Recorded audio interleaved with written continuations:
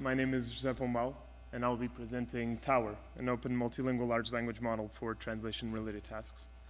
So before I start the presentation, I'd just like to acknowledge all of the people that collaborated with me on this project. Tower is a big project that involved a lot of institutions, and it wouldn't have been possible without the work of all these amazing people, so thank you very much. I want to talk to you about three things in this project. So first of all, I'm going to guide you through the Tower recipe, which more than just a model, it's a recipe to take an off-the-shelf English-centric large language model and make it a state-of-the-art model for translation. Then I'm going to go over the capabilities of Tower, so some results on translation and translation-related tasks, which I will define in a bit. And I want to finish talking a bit about the things that we did after Tower, both improving the models that we released and also some derivative work in different directions that we're really excited about. So let's begin with the recipe. Our vision for Tower was to create the best open multilingual large language model optimized for translation-related tasks. And we were focusing on 10 specific languages. And what do I mean by translation-related tasks? So first and foremost, translation. But in a classical translation production pipeline, there are many things that sometimes are needed to do before translating. For example, source correction, which is you correct mistakes in the input you want to translate, or named entity recognition, which is also a very classical NLP task, and also things you might want to do after translating a sentence, like automatic post-editing to improve the translation, and also things like error span prediction to help with, you might have human annotators, and this helps them with understanding the problems in translation. So we wanted our models to be proficient on all of these tasks, not just translation. So our recipe involves two main steps, one of continued pre-training and then one of supervised fine-tuning. We start with a backbone large language model, which for this project was Llama 2. It was the best model at the time, but we have since applied it to many other models like Mistral, Gamma 2, and it works just as well or even better. And we first start with continued pre-training. And the idea here is most of these models are English-centric, and we want to improve before going to the tasks of interest, we want to improve the general multilingual capabilities of the model. So then we get this model we call TowerBase.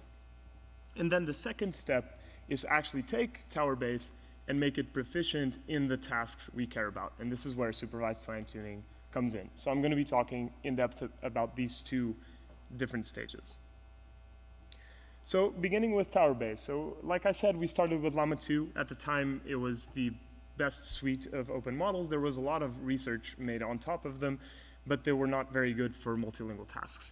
And in fact, the first experiments we made was trying to fine-tune Llama for translation and related tasks right away without any continued pre-training, but that didn't work.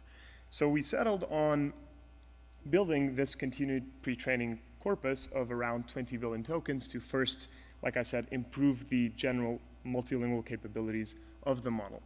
And this worked much better later in conjunction with supervised fine-tuning. First, we began by using only monolingual data of our 10 languages, but then we settled on this strategy that worked the best of mixing parallel data with monolingual data. So mixing in instances of translation, not only in supervised fine-tuning, but also in the step of continued pre-training. If we take a deeper look into our data mix of this stage, we see 1/3 of parallel data sourced from public sources, Opus, on 20 language pairs to or from English and the other languages we cared about. And then we did some quality filtering with BikeCleaner and Comet Kiwi 22, and then we sampled all of the language pairs uniformly. And then the other 2/3 of the data set is monolingual data, just text in all of the languages. Sourced from MC4, also a public data set, and filtered with some pretty standard data filtering procedures for pre-training corpus. And again, the languages were uniformly sampled. So now that we have this base model, TowerBase, with improved multilingual capabilities, it's time to fine-tune it for our tasks of interest. So again, we began with an approach that didn't work quite well, which was to just collect every task-specific data set we could find and fine-tune the model on that data. Instead, what worked much better was to collect much fewer samples, but guarantee that they were very high quality. And in the beginning, we only used task-specific data, so like translation-related tasks. But then we found that actually mixing in some more general-purpose conversational data and synthetic data generated with state-of-the-art large language models worked the best. And again, if we zoom in on our data set, so we call it Tower Blocks, it's also on Hugging Face, we see that only 1/4 of it is actually translation data. The other fourth, third, 30% is translation-related tasks, but actually the biggest chunk, 43%, is attributed to this more general-purpose data. And we found that diversity, so this diversity in our supervised fine-tuning step was a crucial factor in allowing the model to have the best performance possible across all the tasks we wanted to specialize in. All right, so these are the models. That, by the way, fine-tuning TowerBase on TowerBlocks gives us TowerInstruct, and now I'm going to be talking about some results of TowerInstruct, which is our sort of flagship model. We evaluated Tower on translation and translation-related tasks, namely automatic post-editing, named entity recognition, and grammatical error correction, also known as source correction. And we compared Tower against the best open models at the time, much bigger, like Llama 2 70B and Mixtral, and closed models in GPT 3.5 and 4. And for the case of translation, we compared Tower against dedicated translation models like NLLB 54B and Alma R 7 and 13B, which is an LLM-based MT model. And if we look right away at the results on translation, so these plots on the y-axis, you've got translation quality, so the higher up, the better. And TowerInstruct is the dark blue bar in the middle. It's 2 data sets, and we can see that TowerInstruct is the best open model for translation. That's the biggest takeaway, and that it's very competitive with ChatGPT, with GPT 3.5, but it still falls behind a little bit GPT-4. Actually, I'm going to talk about this towards the end of the presentation. We've since developed models that surpass GPT-4, but for now, these public models, that's the results. If we look at translation-related tasks, the story for automatic post-editing is similar to that of translation, so we're very good among the open models and still fall behind a bit GPT-4. On named entity recognition, we are the best model against those that we compared. And the landscape is more even for grammatical error correction, probably because we didn't include this task in our supervised fine-tuning mix. We wanted to see how Tower held out tasks. And this slide here, so you don't really need to parse all these plots, but the idea of this slide is to show that both training phases are very important to get the highest performance possible on translation and translation-related tasks. In particular, including parallel data and continued pre-training in that stage is very important for translation, but then supervised fine-tuning on the tasks of interest is really what guarantees that you'll have the best performance across the variety of tasks. All right, so now these are the results of the models that we released in around March. So what have we been up to since then? First of all, we've been focused on improving Tower for translation. And this year we competed in the WMT24 General Machine Translation Share Task. It's a very important competition in the field to judge the progress in the field. And in that plot, again, it's translation quality on the y-axis and language pair groupings on the x-axis. And that is our sort of the model we competed with, Tower, which we call Tower V2.